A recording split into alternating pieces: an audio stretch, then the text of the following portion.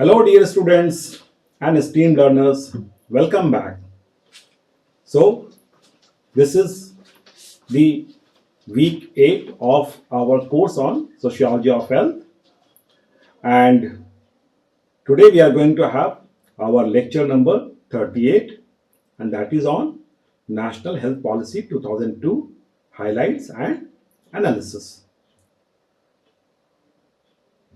Before that, we covered the National Health Policy 2002, and in that lecture we tried to understand the background in which this policy came into existence, the financial issues related to the policy, and then we also tried to understand the thrust area of that policy.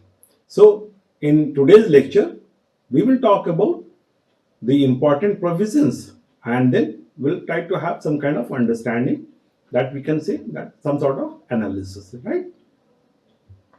And you may remember before that lecture we talked about the first national health policy of 1983, and we also tried to understand the background in which that has developed.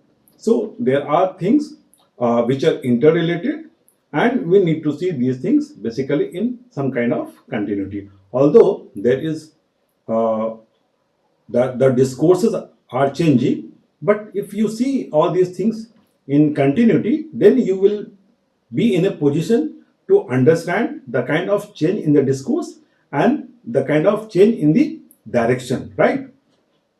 The paradigm shift that we sometimes refer to, right? And as we have stated, a policy document is basically very helpful in understanding the long-term vision of the government of the day, right? And a policy document is always basically developed on the basis of the existing realities, and it tells a lot about the kind of future that the government is basically planning to have, right? So with this kind of brief intro, we can move forward and talk about the important provisions of this National Health Policy 2002, right? So we come to the important highlights of the policy. First thing is this, that this National Health Policy 2002 recommended to increase health sector expenditure to 6% of the GDP, with 2% of GDP being contributed as public health investment by the year 2010, right? We had the policy in 2002. Now, in the previous lecture, we stated that basically the contribution was around 1.3%, and I had stated that was actually varying from 0.9% to 1.4% depending upon the particular financial year and the kind of budgetary allocation. So most of the developed countries are basically having 5 to 6% of allocation from their GDP for meeting the health needs of the population, right? So when we see any of the developed country and see that the health outcome is very good over there, or life expectancy is very good, so they are spending a good proportion of their national income in that direction also, and getting inspired by that. And also there is another important factor here, that government of India in its this National Health Policy 2002 was following the guidelines suggested in the Human Development Approach, and because of the coming into existence of the Human Development Index, now there was a ranking of the countries at the global level, and unfortunately India was not performing well in that global ranking on the basis of Human Development Index. The performance of our country was poor in the health index as well as in the overall Human Development Index, and so that has basically created a situation in which the government was basically planning to spend more, and so that kind of ambitious allocation or recommendation for that allocation is there. With the stepping up of public health investment, the central government's contribution would rise to 25% from the existing 15% by 2010. So, as we stated earlier, that the contribution of the central government was around 15%, and if the expenditure of the central government is increased, then it will come to 25%, and that means the proportion of the out of pocket expenditure will certainly get reduced. That means the contribution of the government and the public will get balanced. An increased allocation of 55% of the total public health investment for the primary health sector.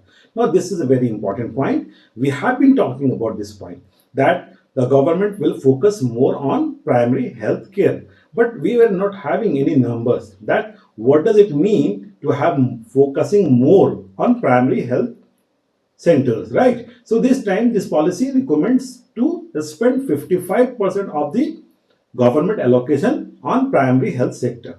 That means the remaining 45% will be for the secondary and the tertiary care, but the more than half, that is 55%, will be for the primary health care, because that is the first point of contact of people with the health system.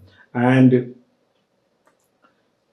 larger at the larger level, people basically go to the primary health center for their health checkup and health needs. So focusing on primary health center will certainly enhance the overall quality of life of people.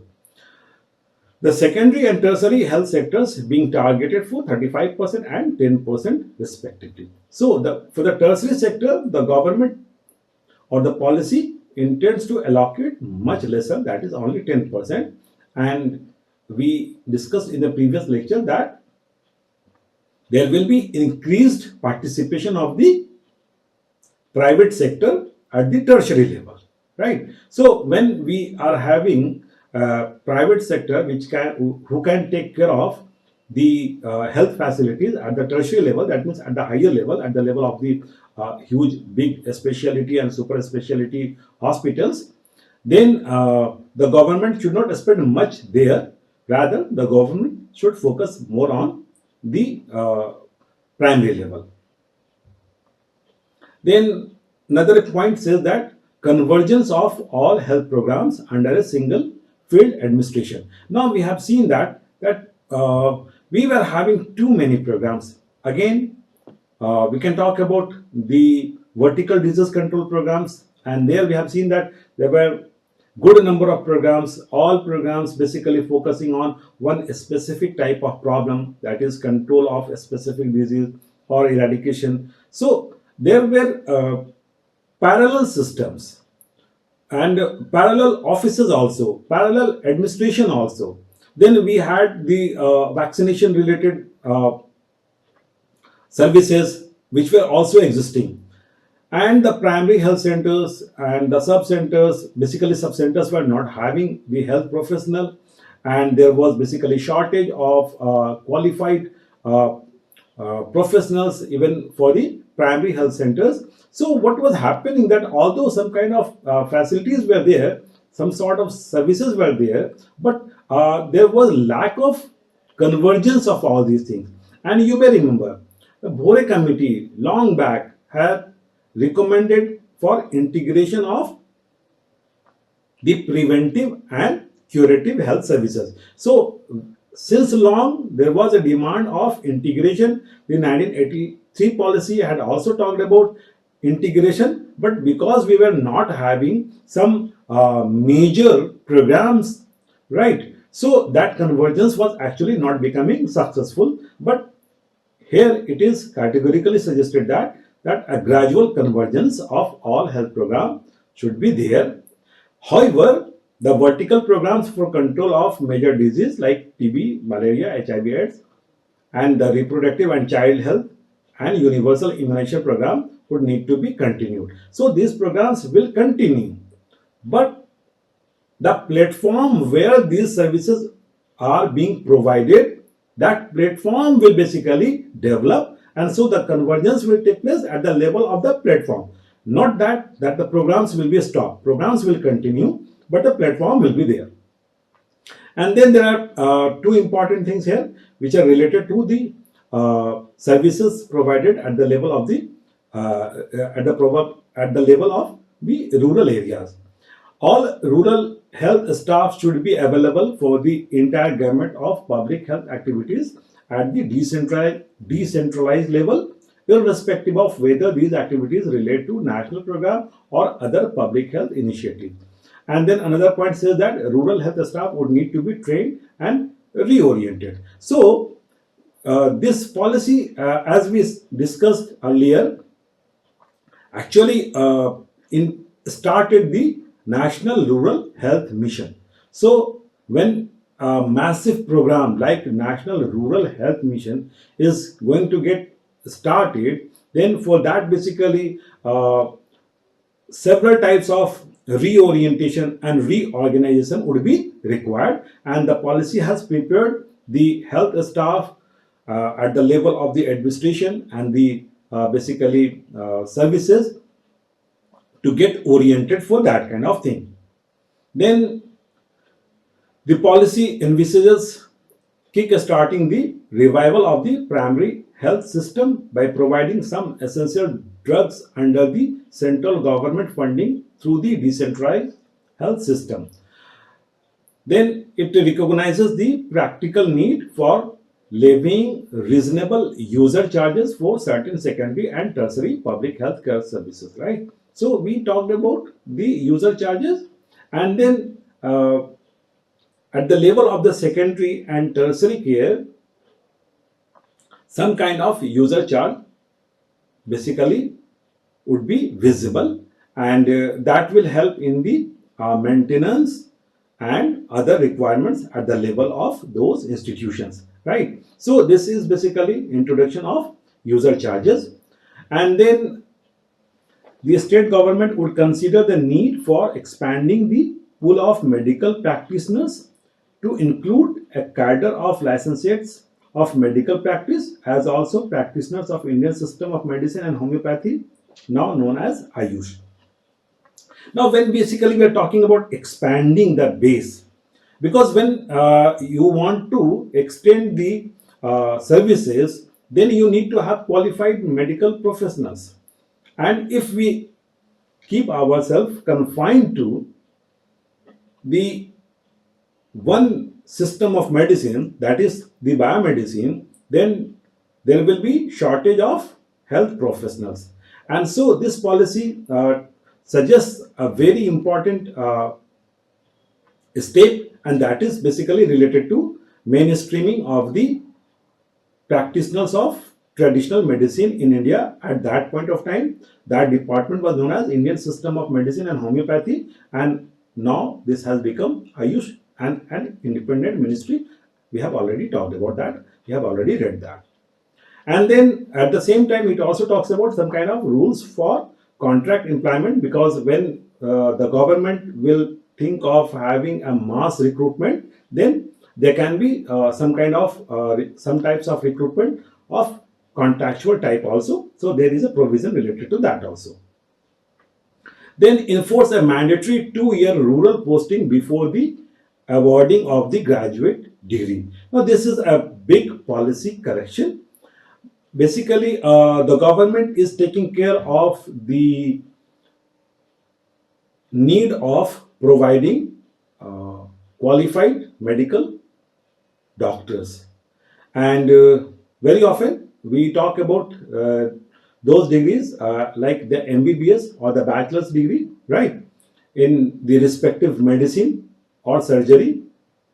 Finally, but when they complete their degree, then this policy says that there should be a provision of rural posting before the award of the graduation degree. That means serving in the rural area should become part of the curriculum, because one of the problem that the country was witnessing at that point of time was this, that the qualified medical professionals were not preferring to live in the rural areas or to serve the rural people. That was a major problem. So it was recommended that if we have the provision of some kind of compulsory service before getting graduated, then it will help in fulfilling the requirements of having the medical professionals serving the people in the rural areas. So that was an important recommendation, and many states basically have adopted that, and we get to know about those things. Then a need-based skill-oriented syllabus with a more significant component of practical training would make fresh doctors useful immediately after graduation. So, what kind of curriculum should be followed at that level, at the level of the medical colleges? That is again very important, and this policy suggests that it should be basically skill oriented, right, and need based. Instead of having all the theoretical things, there should be practical exposure to the kind of problem that people are actually facing. So some kind of restructuring of the curriculum. That means this policy is talking about giving direction to the medical education, right? And that is very important. That is why we need to talk about these things. This policy also recommends a periodic skill updating of working health professionals through a system of continuing medical education. Now, basically, in the domain of medical science, there are new inventions, new discoveries, new research. So, someone who graduated, say, a few decades back, may need some kind of fresh understanding on those medical issues, basically, right? So, for having that kind of continuity of education, there should be a provision of or a system of continuing medical education. This policy is talking about.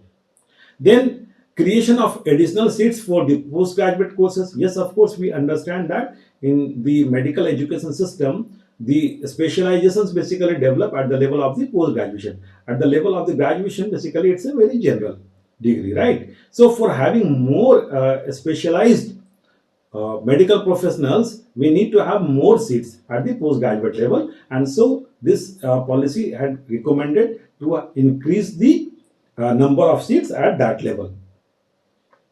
Then we talked about basically the 73rd and 74th constitutional amendments, and there were basically the fully functional panchayati raj institutions, fully operational, right? So this policy is also talking about engaging those panchayati raj institutions in providing health services to people at the grassroots level, right? So this says that panchayat bodies to be involved more in healthcare programs, all state governments to consider decentralizing the implementation of the program to such institutions by 2005, right? That means state governments were directed to engage the PRI institutions in the health services and basically the health delivery services, right? And then this policy is also talking about the need of having good number of paramedical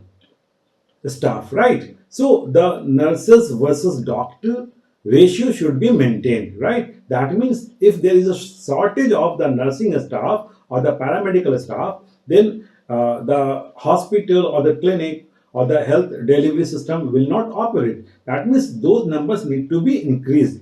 So this policy is talking about the curriculum, then it talks about the continuity of the education, the continuing education. Then it talks about having the good number of the required number of medical professionals, then also the paramedical staff.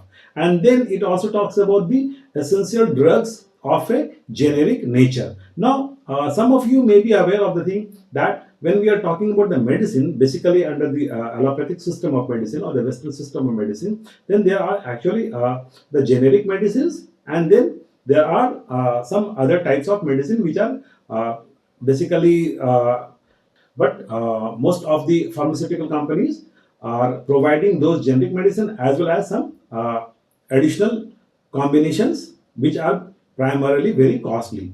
So if we look at the medicines from the perspective of the cost, then the generic medicines are basically available at a very low cost. So if the medical practitioners or the hospitals are recommending those generic medicine, then the burden of the cost will get basically minimized or reduced. And so there are provisions related to essential drugs and basically the essential drugs which are basically of the generic nature. This is again a very important thing. And then to encourage the use of only essential drug in the private sector, the imposition of fiscal distinctive would be resorted to, right? Something related to that only. Then the production and sale of irrational combination of drugs would be prohibited. Now, I just talked about the kind of combination basically they are having. So there is a generic and then something which is considered as of special need. So what kind of combination basically the pharmaceutical company is making? And why do the doctors basically recommend that kind of thing? Because very often the research say and the literature say that very often a kind of combination is created which is not recommended or which is not necessary from the perspective of the patient. But very often the doctors suggest that kind of medicine because those are costly and there is margin of profit there, right? So you may remember the Marxist perspective. The Marxist perspective says that basically there is a provision of profit and the capitalist basically intend to maximize their profit, right? So that perspective is basically coming into existence when we have this kind of a realistic situation, and so the government is actually intending to control this. So this policy is categorically discouraging this kind of thing. Irrational combination, so which are logical, which are rational, which are good for patient, that kind of combination is okay. But if that is no way required or which is basically irrational, then that should not be there, that should be prohibited.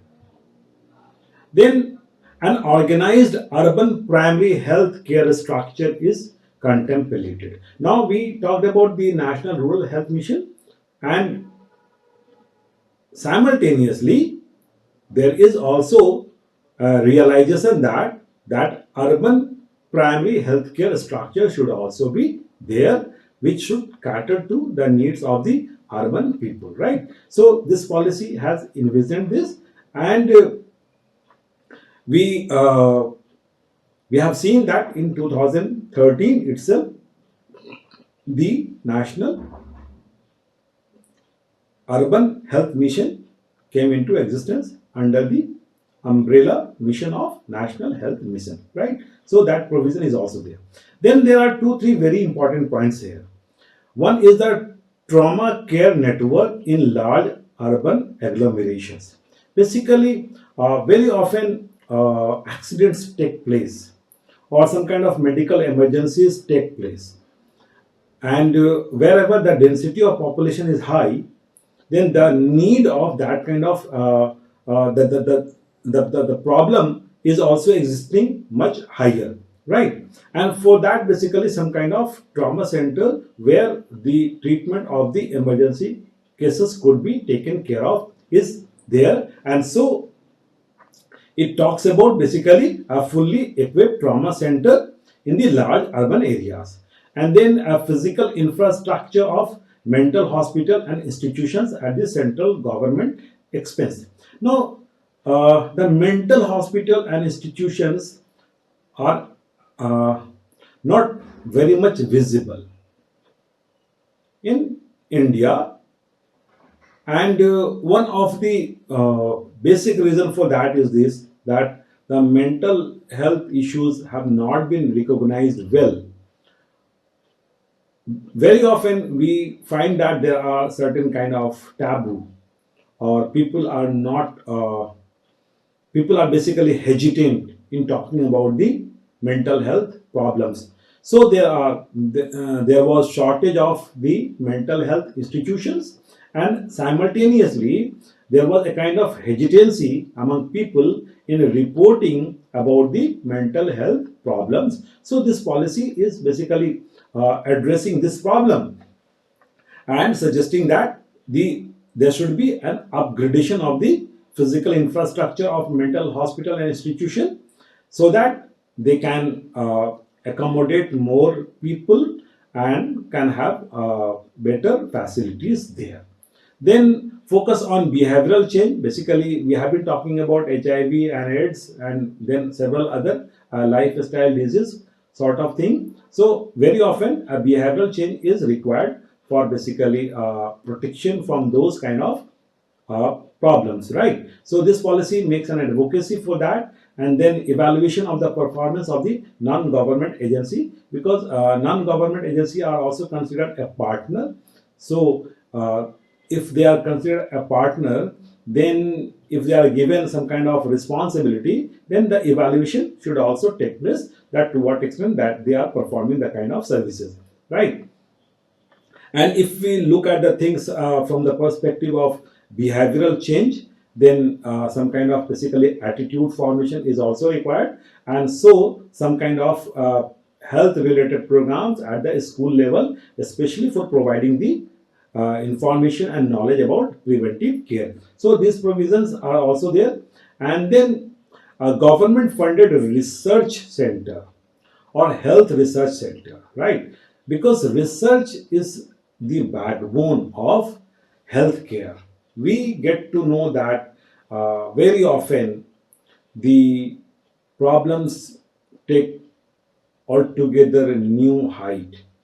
And if the research is not up to date or not updated, then the approach for addressing those problems will not remain functional at that level.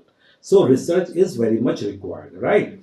Whether that is related to identification of the problem or whether that is related to basically some kind of giving cure or rectification, right, at every level. So it talks about government funded health research, then private insurance instrument for increasing the scope of the coverage of secondary and tertiary sector under private health insurance package. Now this is very important. Very often we talk about health insurance, right? You might have seen lots of advertisement related to health insurance, and if you have ever watched a video by any financial advisor, then they always suggest that people should go for health insurance. What is this health insurance basically? So health insurance is a kind of service in which the person who is going for having that kind of health insurance will get some kind of reimbursement provided by the agency from where he or she has taken that insurance. So it is a premium based service, right? Life, you already you might be knowing about the life insurance. So just like the life insurance or basically the car insurance, the vehicle insurance, we can go for health insurance, and in that way this is a kind of protection against any kind of heavy cost of treatment, right? People can bear the small costs, but very often the cost of the treatment is very high, maybe in lakhs, right? So people are not in that position to bear that cost. So to protect people from those kind of unforeseen situations, there is a kind of system or mechanism of having the health insurance policies. And so this policy is talking about that setting up of private insurance instrument for increasing the scope of the coverage of the secondary and tertiary sector under private health insurance package, right? Why this is talking about the secondary and tertiary care only, not for the primary? Because the primary health care is a free, right? Free at the level of the government hospitals. But if there is a provision of going to the private hospitals, right, or maybe even the government hospitals, but there will be a user fee, right? So if the cost is high, people can get that reimbursed through health insurance policies. Then a social health insurance scheme.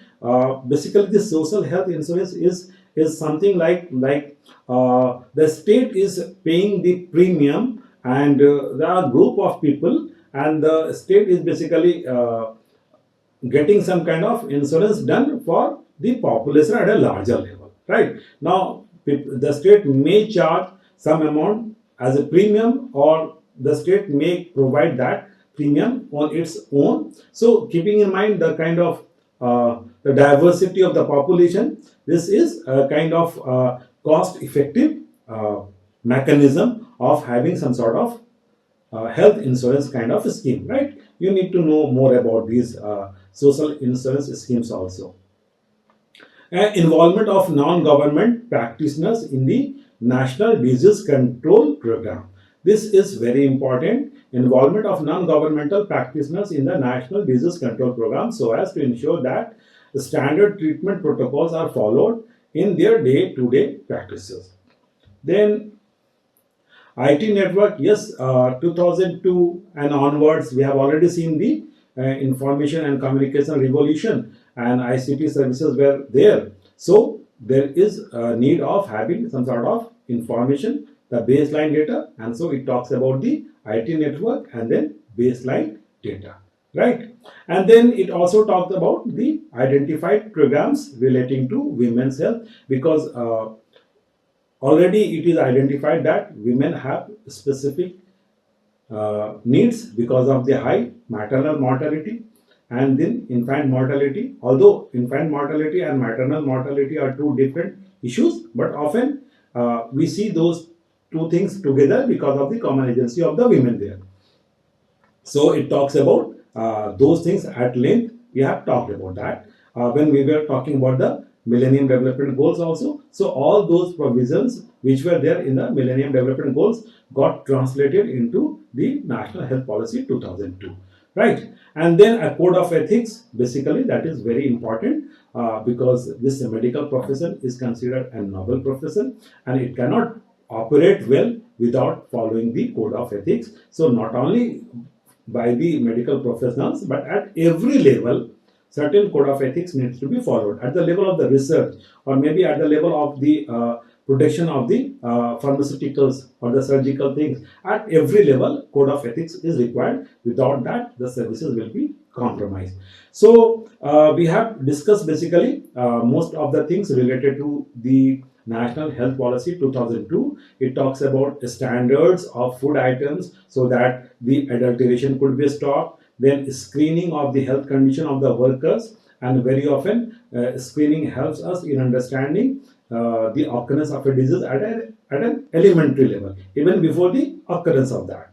And then one very important point, that when we are talking about having the facility of the specialty and super specialty by the private sector, then this sector could be allowed for addressing the problems of the foreign citizens of the foreign countries, basically, right? So that the term medical tourism is talking about that people from other countries can come and get the health facilities here. So one of the added advantage of that is this, that will encourage tourism also, and so the term medical tourism is there. That means primarily that the corporate hospitals can provide services to the nationals coming from the foreign countries, right? So finally, there were provisions related to the patents also, and then copyrights also, as it is mentioned the